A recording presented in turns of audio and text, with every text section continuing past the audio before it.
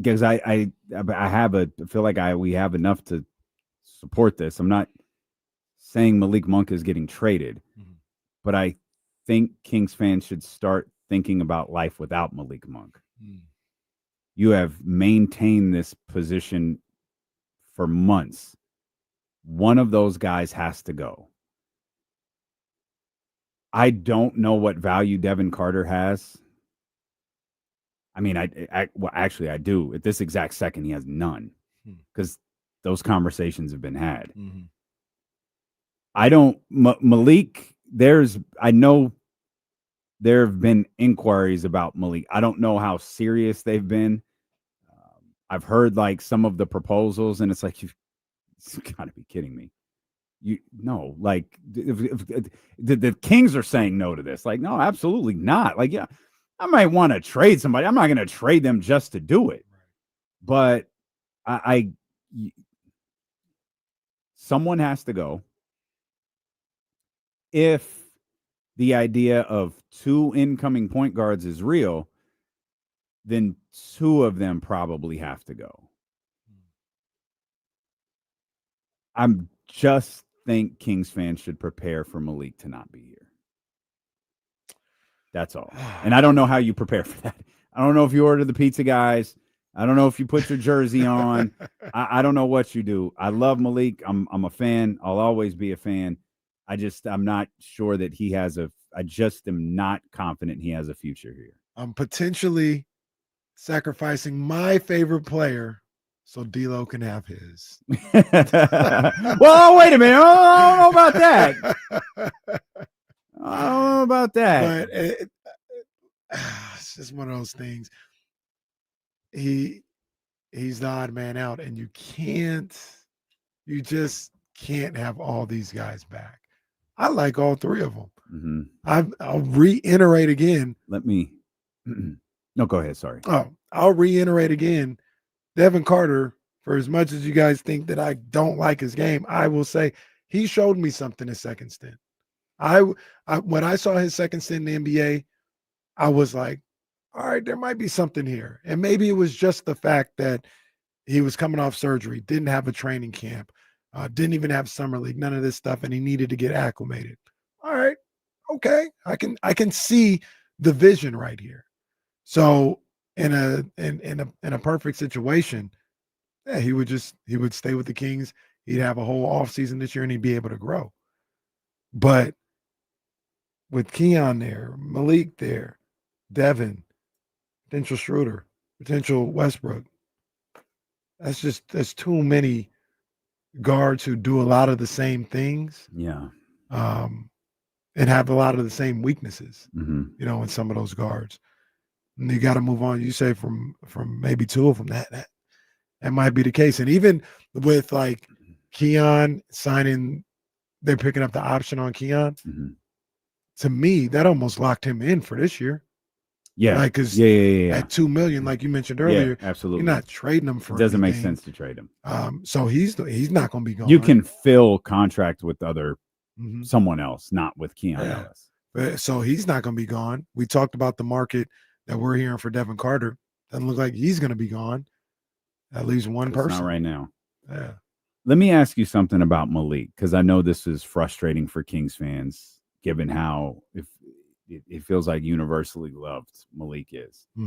Where do you go with him? He was an electrifying 6-man that Mike refused to start. Then he did. And however it went, but then De'Aaron got traded and his responsibilities changed and he remained the starter as a starting point guard. And it felt like this is the Doug Christie fixing the plane while it's in the air analogy. He's trying to figure things out in a different position, in a completely different role than he had not only been in Sacramento, than he's ever had in his career. And then I think he gets sick and quietly comes back to the bench, gets announced in the starting lineup. One of the weirdest things that's happened in a Kings game, where lots of weird stuff happens. Guy puked on the floor a couple of years ago. Malik is like, Malik Monk, go crazy. And then all of a sudden, wait a minute, Malik's not starting. Malik's on the bench. Yeah. And Doug never, and he was just, Doug literally said, James didn't ask me. No one asked me about a starting lineup change. I might have told you. And never went back. Doug didn't even say that this is a permanent change. Mm-hmm. He just said, it's something, we wanted to try. And then he never went back. Mm-hmm. So you've tried everything. What do you do with Malik Monk? What you do with Malik Monk is probably something that you can't, in my opinion, get to at this point. You get him back into his old role of being that sixth man off the bench, being that potential closer. But now with no De'Aaron Fox or defensive capable point guard, Schroeder's maybe a little underrated on the defensive end. He's not a lockdown guy, but he competes on the defensive end from time to time. So, maybe he can defend. But one of the ways you were able to get away with having Malik in there at the end of these games, in my opinion, was because when it was working, you had another defensive perimeter guard around him in De'Aaron Fox. Mm-hmm. Now, with the way the roster is, if you have him out there, there's not a whole lot of defense. It's Malik, Zach, DeRozan, Keegan, Sabonis. That's how you would finish games. That's tough. That's tough.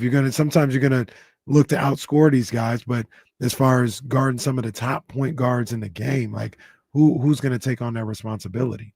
So if you don't have Malik there, now you can go Dennis Schroeder out there who can at least, like I said, guard these guys, can work with them. I think he's a little better defender than Malik was. So you've got a little bit more resistance on the perimeter. But your question about where do you go with Malik, I don't know if you go anywhere. You know what I mean? Like ideally you would take him back to the role that he was when he was successful. But the way the roster is right now, I don't know if that's feasible. And it may not be, which is why I just posed the question, what do you do? And he is a value contract, in my opinion, and I hate we do it far more often than we should, and I hate that we do. We regulate these guys down to their contracts, but that's part of the business. To me, it's very rare that players are, traded for players or skill sets or, whatever you want to say or do, when a lot of times contracts are traded as much as players are. Mm-hmm. And in the end, I absolutely believe that